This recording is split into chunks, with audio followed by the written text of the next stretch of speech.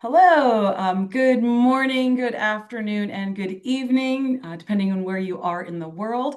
My name is Tanya Sadowski. I am the program coordinator at the Global Engagement Department in the Community Solution Education System. I am very excited to welcome you all today to the August 2025 Globe Talk. Today's topic and title is Struggle, the Hidden Cost of Growing Up Online. Before we get into the discussion and the presentation, I do want to just talk about a couple of initiatives. The Globe Talk initiative is a session brought to you by the Community Solution Global Engagement Department. The Global Solution Education System and our schools are committed to preparing innovative, engaged, and purposeful agents of change who serve our global community. Our global engagement team works to bring this mission to life by providing leadership, infrastructure, and support for internationalization throughout the community solution community.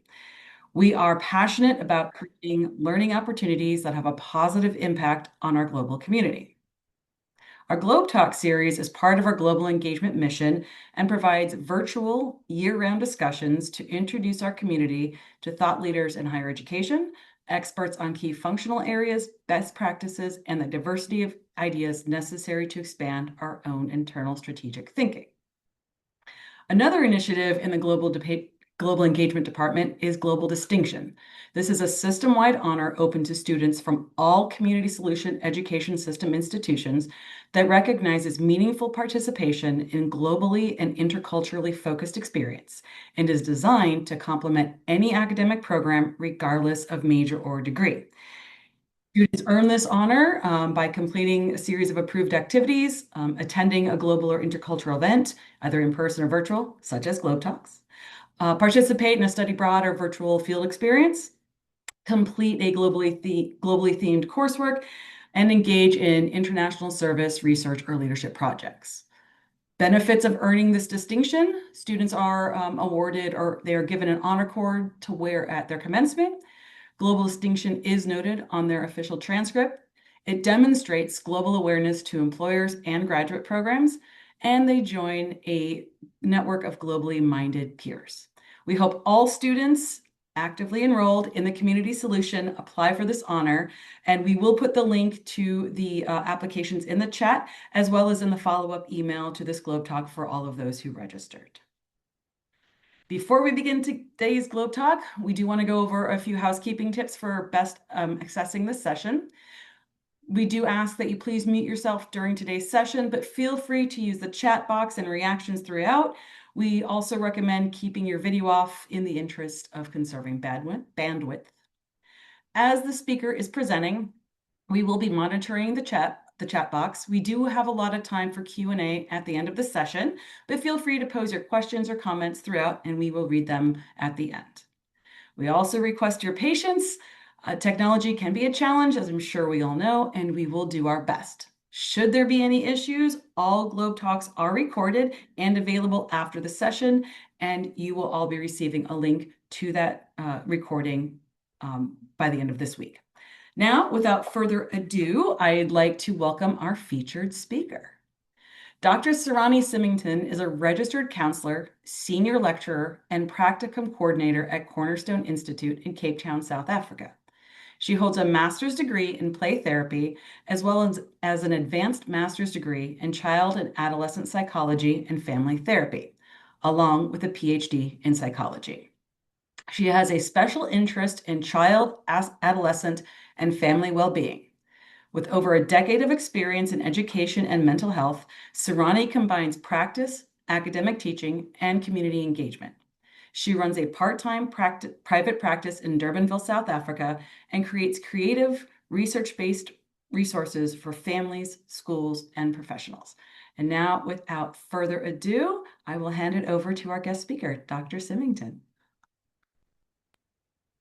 Thank you so much. I'm super excited to be here and to talk on this, I think, very actual topic that I think a lot of us are faced with, whether you're a parent or whether you're in education, or whether it just affects your own life. I think technology and growing up online is something that we all have had long conversations and debates about. So I'm happy to be here.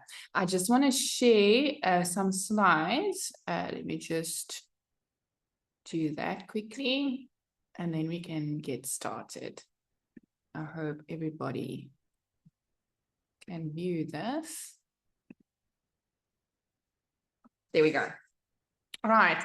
So, yes, I think tonight's talk, I'm gonna use research, and I'm going to talk through some of the research that we do have at the moment. But I think the one thing we must be open and minded about is that technology is fairly new in terms of our understanding and in terms of research. I think longitudinal studies aren't all there yet. And so we do have some very valuable and solid research, but there's still a long way to go in terms of understanding the online spaces.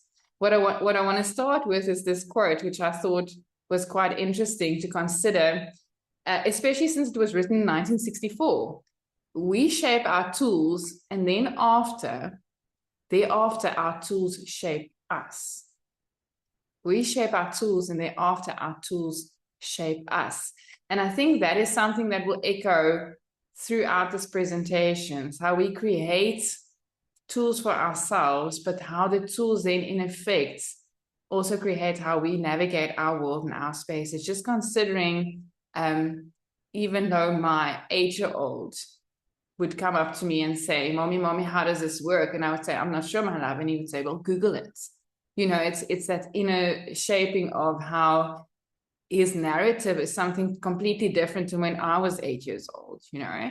And so this is a question that I'm asking, how is it shaping the minds and the lives of our children growing up in a very online digital space that's fairly new?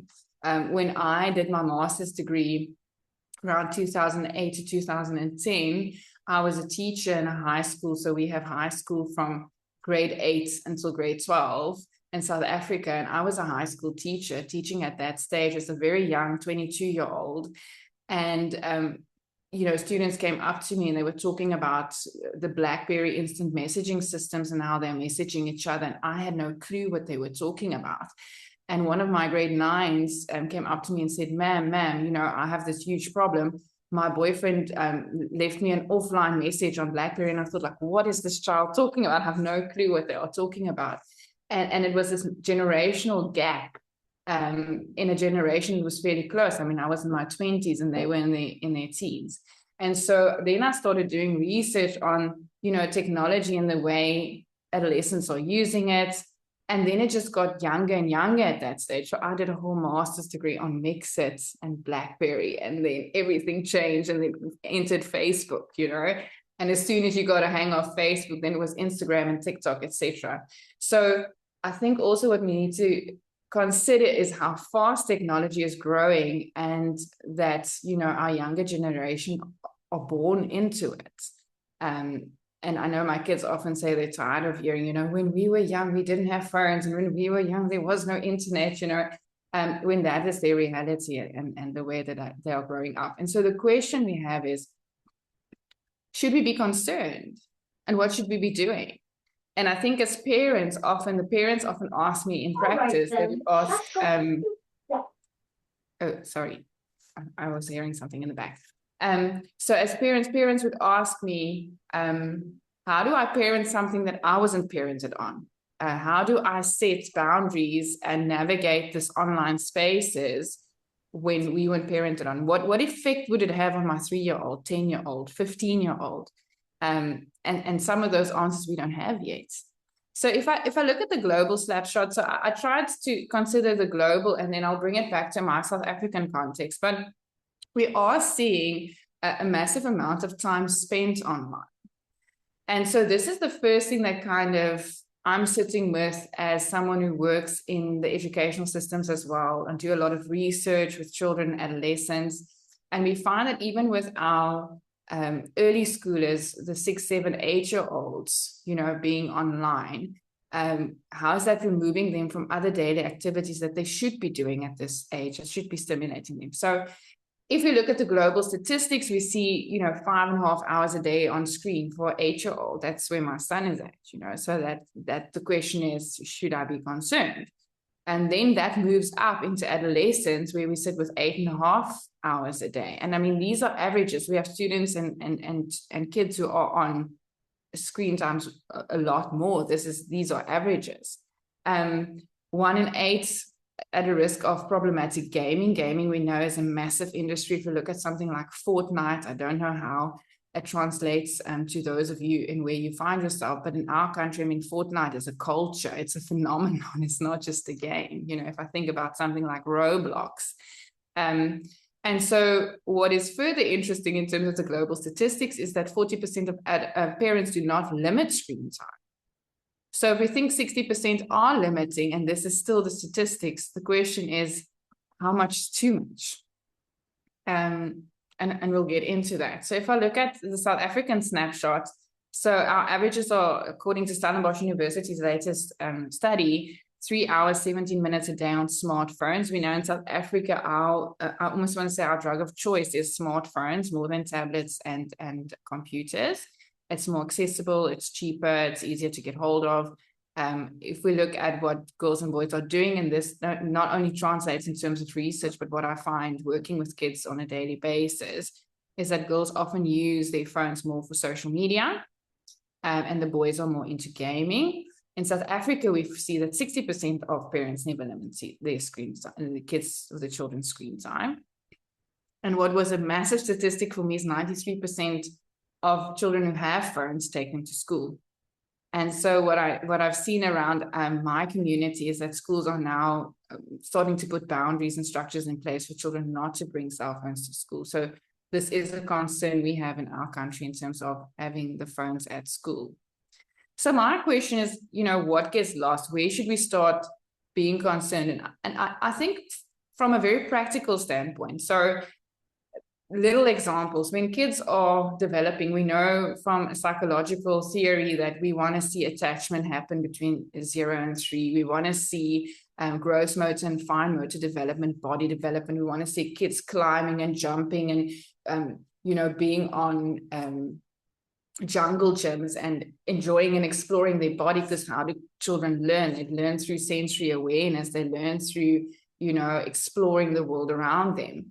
And so when they are playing, not only are they strengthening the muscles that they need to do midline crossing and hold a pencil and work at school and sustain their energy for a school day when they go grade 1, grade 2, not only do they need their body to be strong and strengthened for those purposes, they also need their body to explore and understand the world around them. What textures are hard and soft, and what happens when I carry a cup and there's water in it and I make a mess, you know? So I learn cause and effect through exploring the world and engaging with it. And what we are finding is that when kids at a very young age are on screens for 3.5, 4, 5.5, 8.5 hours a day, it takes them away. And those learnings, those very important early childhood developmental learnings, do not take place. And then what we're finding in South Africa in an entry-level grade, like we have pre-grade 1, which we call grade R, like a grade 0, just before they go into formal education. We find that children are having to get a lot of occupational therapy, speech therapy, play therapy, a lot of inputs that we didn't see prior. So and then the interventions are playing and jumping and you know, getting up on apparatus and sitting on bounce balls and, you know, things that kids should have been doing spontaneously through their play and through their development between 0 and 6. And so a lot of the body functions we're finding does not get the amount of stimulation. So that's the one thing: less sport, less outdoor play, less fine motor and gross motor development.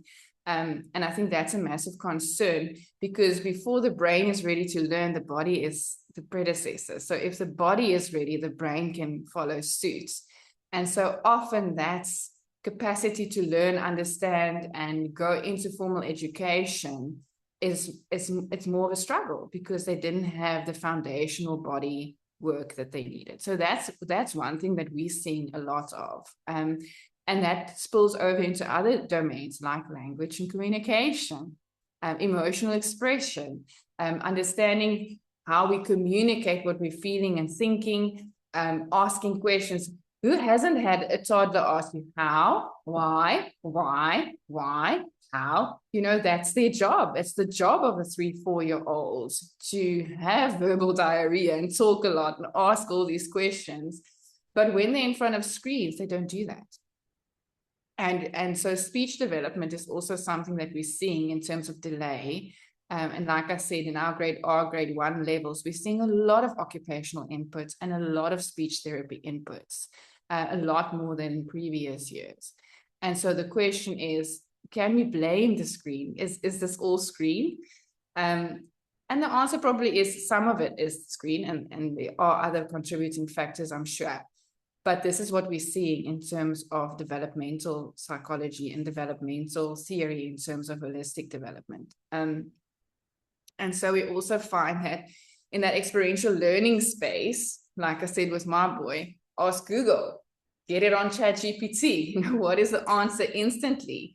Instead of exploring, instead of saying, you know, if I had this substance and that substance and I mix them together, what would happen? I would watch a YouTube video on it instead of doing it myself. And so that experiential learning sometimes gets lost in terms of also creativity. I think when children have to play out something or they get bored, they have to create their own world. They have to create imagination, where the easier go-to is just to grab a screen. Instead of struggling through boredom, instead of struggling and coming up with creativity and problem-solving skills, the easy route is just screens. And so that's also something that we see with the younger ones. We see less social interactions. I think that's not only due to screens. I think in terms of safety, I mean, I grew up in the late 80s, and in South Africa at that time, you could kind of, you know, play outside, walk around. It was safe to go to school and come back. And nowadays we're more careful as parents in terms of like letting our young kids travel by themselves, etc. And so that freedom and independence, you know, is kind of limited. So it's not only due to the screen that kids are kind of trapped in-house and sitting indoors a lot of times. It's also safety concerns in the world we live in at the moment. And so sociability is less. You know, you have to arrange a play date. I don't know how it works for those of you in other parts of the countries, but yeah, like a play date, it's arranged. You know, you have to call a mom, you have to get the number from the teacher, call the mom, arrange a play date.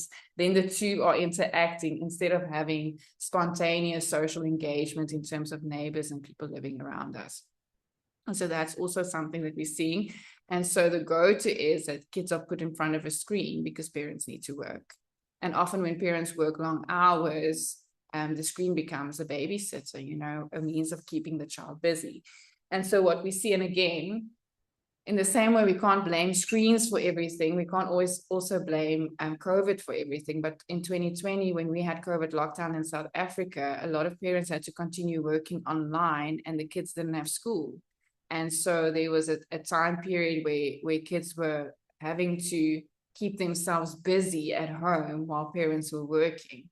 And so we did see an increase in terms of screen use, and even some of the platforms, applications, some of the new games. I mean, it was an explosion of opportunity online for children specifically, and all the child-led kind of apps and games and YouTube Kids and all of these things suddenly popped up for the kids in terms of entertainment so parents could work. So all of these aspects we are seeing as an outflow of having more access to screens. And I think also because as parents, we don't intentionally go and put our kids in front of a screen and go, let's, you know, ruin your brain, your sleeping patterns, and your adjustment in terms of your body functional and growth. You know, I never think parents intentionally, you know, did that. But now we're asking the question, saying, how can we support parents? How do we psychoeducate parents on healthy use of screens and when to use it? Because we are seeing a lot of guidelines popping up in terms of what is good for a 0 to 3-year-old, how much screen time is too much screen time, what do we allow, what don't we allow. We've got apps now that kind of help to parent the screen. So there's a lot of help emerging. But yeah, what is the current situation? I looked at some of the more recent studies, especially this one I like because it had a large amount of adolescents that were taken as a sample. And so we're seeing 4 hours of screen time for 9 to 10-year-olds, you know, and so kind of an unwritten rule in our communities, you shouldn't even have a phone until you're 12, you know. So seeing those, you know, 4 hours a day between 9 and 10-year-olds, we're asking what is that doing in terms of mental health? So in my field in psychology, I'm always wondering, how's it affecting mood, emotion, socialization? How's it impacting a child's holistic development in terms of the psychological spaces and the mental spaces? And so a lot of studies are correlating more screen time with higher rates in depression, ADHD, ODD, conduct, and other somatic symptoms. They are finding that the strongest link between high usage of screen time is with depression. And if we look at a South African study, we kind of see, you know, also the 3 to 4 hours of phone use. It's similar. Like we said, 60% of parents never limit. Phones are central for everything that the kids are doing. And so we have to start realizing that, you know, technology is here. It's here to stay. The kids are on it. We can't assume that some kids are and some kids aren't. Statistics prove that, you know, a lot of our children have access. And so my question also is, you know, how do we support parents then? So if we know kids are on the phone, we know this is a problem, we can see in terms of their body spaces, development, growth, that it has an impact. How do we support peace? Or how do we support parents in terms of peaceful ways of parenting through screens? Because most of the parents say, you know, Serahni, but if I start parenting and I say, you know, we have to parent around the screens, my kids get upset and it's massive conflict in the house. And so screens have become like almost something that we try and avoid talking about because of the conflict that emerges. But why are parents turning to screens? And so we've mentioned some of it throughout, but just a little slide on this also. I think also a lot of parents tell me, you know, after a long day at school, the kids get home and they're exhausted because they have to do so much. So I allow them their screens because it's time for them to like de-stress and just relax after school. And so I allow the screen because of that. Or, you know, when we're having meals together, it's just easier to quickly give them the screen so I have time to relax as a, you know, as a mom or a dad. I've had a day, I just want to eat in peace and quiet. And so sometimes we allow that. Or even some parents who say to me, it's the only way I get my child into bed is to put a movie on or to put a show on or to put YouTube on and they can fall asleep while watching the screens. So these are the reasons that parents give why screens are easily accessible to children and adolescents. Like we said, substitute for long working hours. And a lot of parents, I had parents this week that said to me, you know, I'm just so tired of managing the screens. I'm tired of saying, okay, now you can have 2 hours. Now you have to take a break, go play outside, first do your homework. Now you can have your screen back. It's that management of the screen that gets so taxing and tiring that I just give in to keep peace, you know. But then we sit with the challenges later. So if the child has been gaming for 8 hours and I say switch off and there's an emotional meltdown, or the child is starting to be sneaky around playing, or I go into the room 2 o'clock in the morning and there they are on their screens. Then I sit with the challenges because I wanted to just keep the peace and just give in and let them be. It's hard for parents. It really is hard for parents. And so we need to support parents in how to do this. During the master's degree, I had focus group with adolescents where we sat around, you know, the use of screens specific to go online. And what I think was one of my biggest shocks at that stage was that the teenagers were saying, you know, the time that we're most social in terms of our phones, where we chat and we're on our instant messaging platforms, etc., is usually between 10 o'clock at night and 2 o'clock in the morning. And to me, that was quite a shock because I have kids. So I have a 12-year-old and an 8-year-old. And I was thinking, you know, you think your children are sleeping, and then that's actually the main time that they're online. And so parents don't always know this, but if we give them interventions and tools and say, phones come out the room before we go to bed, and have little anecdotes. I know the kids come up with all the excuses. No, but if I don't have my phone, then my alarm doesn't work. If I don't have my phone, I can't fall asleep because I need to listen to music, So they come up with a lot of reasons why the phone needs to be in the room. But those are certain interventions that parents can use to kind of navigate those problematic areas. But yeah, so parents often come in for sessions, and this to me is, I don't want to say scary, but it's relevant. Parents often book sessions for parent guidance on how to parent screen time. And it just tells me that parents need support. Like I said, parents haven't been parented on this, so this is kind of new ground for us as parents.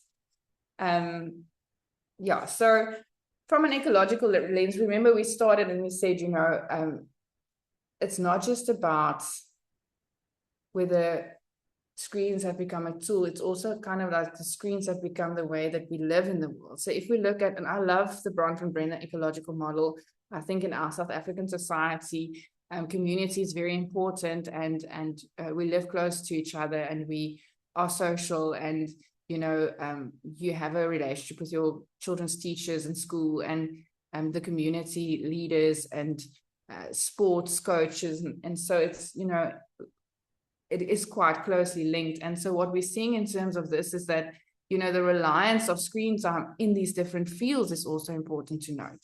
For example, some of the kids have to take their phones to school so that they can let their family know when they should be picked up. Has a match been moved? Is it raining and the sport has been cancelled? And so the school system is making use of the screen. We also find that sometimes we use the screens in schools for learning. Some of the schools use tablets with textbooks on the tablets, and so we're on the screens and have access to the internet for periods of the day. So the family uses the phone to connect to the child. The school uses the phone for educational purposes and to connect to the parents. I mean, we're all on groups with the school and with the teacher to find out when's the homework due and all of those things. And my question is also around independence around that. When I was at school, I had to write it down in a homework book, and I had to not lose my homework book. And nowadays, everything is just kind of given on the groups, and the independence question. But then in the larger community also, in terms of having a phone to keep you safe, so you can phone if something happens. Your phone is used to connect to your doorbell with your camera on it sometimes. Your ring doorbell, and you have your camera on there, or it puts your alarm system on and off, or the phone is used to do your banking. And so it's almost as though the phone has filtered into every section of our being if we look at just our systems around us. And so we cannot merely state, because a lot of parents say, we just take the phones away. All we do is just, we completely avoid it and we just take it away. And if we look at it from an ecological lens, we can't do that. So what should we be doing? And so there's a lot of things I can argue tonight, but we don't have a lot of time. I think I can talk on the topic for 4 hours, and I'm trying to streamline it into the most important points. But I think we also need to consider the benefits of screen time, social media, being online, having access to the world. I mean, we wouldn't have been together tonight if it wasn't for the online space. And even another benefit that I want to highlight is, I've been working with adolescents in counseling spaces, and I've found over the past few years, and I started teaching in 2007. So I've been involved with children and adolescents for almost 20 years. And it's hard to work with teenagers, especially if there's resistance. A lot of adolescents, if they need support or help or counseling, they often don't come on their own accord. Sometimes parents kind of refer them or ask for help on their behalf. And so we often find that in counseling sessions, the connection sometimes is difficult because of resistance. And so in my opinion, we cannot be doing counseling with teenagers and adolescents if we don't acknowledge the social space of phones and screens and online. And we're seeing a lot of apps and support mechanisms that are being developed in terms of the mental health space and how we support students and learners with their mental health through the use of online screen time. So it's kind of like this dichotomy of wanting them on it less, but also using it to help them. And it's so this back and forth kind of pendulum that swings. And so in some of the research I've been doing over the last 3 years, I've started incorporating gaming, using phones in terms of the counseling space, whether it's to showcase photos and asking an adolescent, for example, bring your phone to the session. I know you don't like talking. Maybe you can show me your favorite photo on your phone, and maybe you can just explain to me why that's important, because then I get identity, I get perception, I get their worldview. And there's so much that happens in that space, but also more than that, they feel, and I've heard adolescents say to me, Serahni, you get it. You get that this is kind of an extension of who I am, is what's on my phone. And where my parents are always on my case around, being online and being too much online. So even incorporating certain things from online activities has proven a lot of benefits in terms of my counseling practice. Even instant messaging platforms and research being done at the moment, whether we need to launch counseling services via instant messaging platforms for students who, struggle to connect. If we talk to them in the language that they know, which is an online space, maybe we can reach them. And so online counseling is also something that's happening at the moment, where I have students that we go into practicum sites where they have to do supportive work with teenagers, and the only way they can reach the teenagers online. And then we struggle with this idea that everybody's camera is off and they don't want to be on an online session with their face-to-face, and it's a typing. And so there's that sense that the disconnection needs to be used in order to bring about the connection again. And how are we thinking around that? If we are just avoiding, say, all screens are bad, online is bad, let's avoid, we'll miss a generation. And so that's where, I guess, the challenge lies. So it's the balancing act. How do we balance and not only bash screens as, on online spaces as being bad? Yes, it does have an effect. We can look at all the different effects. We can look at the impact it has on our sleep cycles. We can look at the impact it has on emotional regulation. We've spoken about aspects such as anxiety and depression that's been linked to excessive use. And so we know screens are having an effect. We know the effect isn't good. And so I'm not saying let's ignore that. I'm saying, how do we understand that and support that as a balancing act? And so how do we help parents to understand these benefits and these, consequences of being on screens? But we can't say, okay, there's benefits and consequences and they'll weigh each other out. Let's sit back and just see it happen. No, we have to be intentional in creating the pockets where we train and teach our kids how to use it for the beneficial side, and not get stuck in the effects it has that's necessarily negative. So things, for example, I've been reading a lot on, for example, YouTube Shorts. I mean, the kids love the shorts. They're a few minutes, it's quick, and they swipe and swipe and swipe and swipe and swipe. And what is that doing to brain development? What is that doing to concentration and focus? Things like multitasking. I'm playing Fortnite while I'm watching YouTube, while I'm messaging my friend. And so what is that doing to brain development? And so it's actually just teaching healthy habits so that the balancing act works. So yes, there's a lot of negative consequences. And yes, there's a lot of positive benefits. But I think we need to intervene is, how do we manage that space in terms of psych education? How do we teach healthy habits in the same way we did when the television came out and radio was out,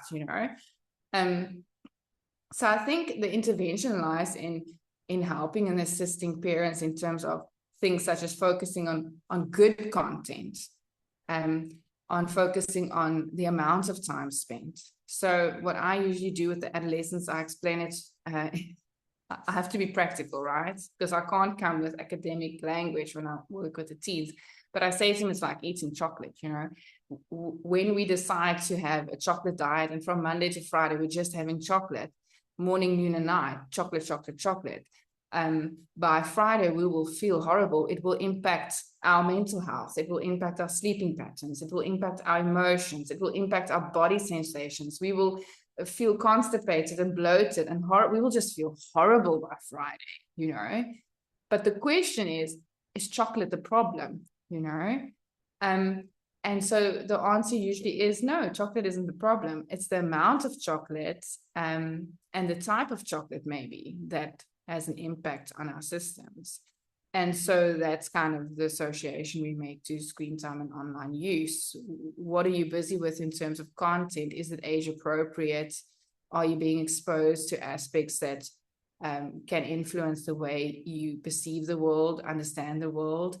Is your brain ready for certain messages yet? Are you being overloaded with content that your brain can't understand yet? And so that creates trauma and that creates anxious moments for you.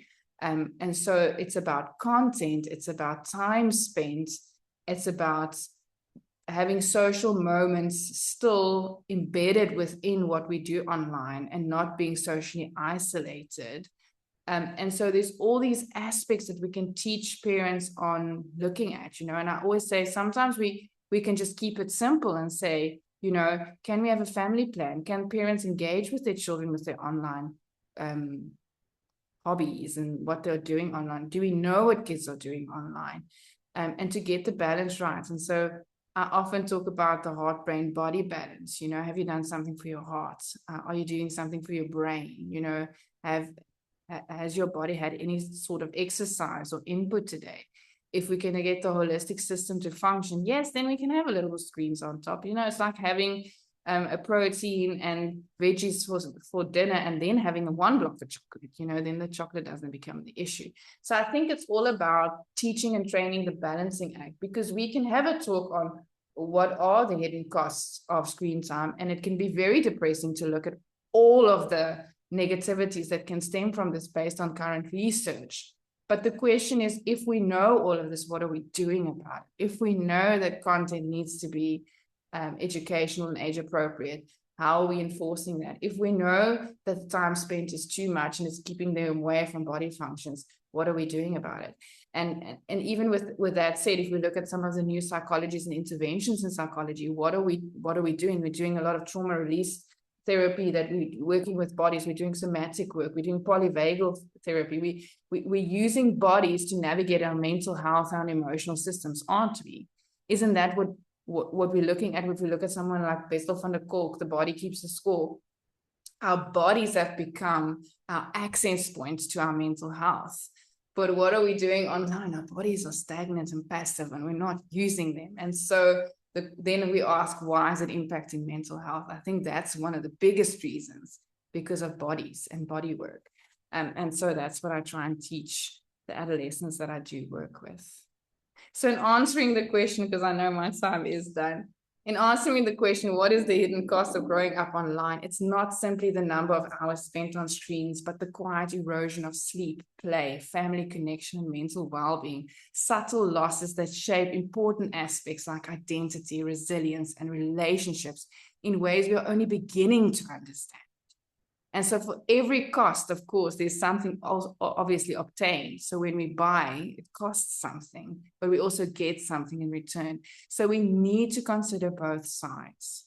Our challenge is to tip the balance so that what adolescents obtain strengthens them in terms of identity, resilience, and well-being, rather than undermines it. And with that, I will draw to a close. Thank you so much. I hope there was something that you could relate to in this section. Thank you so much. Thank you so much, Serahni. Really appreciate it. This was a great presentation. I am going to go ahead and open up the chat. And then let's see what we have. I don't think there were any questions, but there were some comments. So from Maria, it says, Xfinity is adjusting with the times in terms of like, I think this was when you were talking about how much time adolescents and children spend at night, overnight on their phones. And she says they now give customers capacity to shut off individual electronics. So she was able to schedule time on screens and shut off access to internet to my kids' iPads or laptops, which is fantastic. 100%. Yeah, that's great.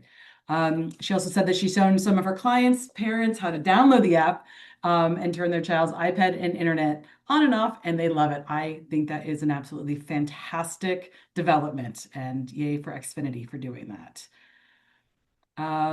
Jose says, I tell parents to shut off the router and keep it hidden, assuming they don't have cell service. Of course, also a very good idea. Turn everything off. They can't get to it. He also goes on to say that social media gives kids freedom that they may not have in other spaces. Yeah. Yeah. And I And think that's another talk for another day. I mean, in terms of social media, just the effect it has on identity, appearance, and all of the, identity questions that, obviously come out in adolescence, because it's the job of the adolescent to form identity. I think, that's another topic for another day, but that's a massive one. Yes. you can come back anytime. And Giovanni said that they like the balancing act idea. I did as well. It's not all negative. There are some benefits, and how do we balance that all out with our children?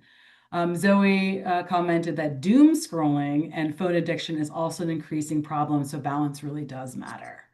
Yeah. So addiction we're seeing is taking a rise. I mean, the DSM criteria and all of, in terms of addiction that we didn't even get to tonight, which is a massive, massive problem. Yeah. Absolutely. And then we have Katie.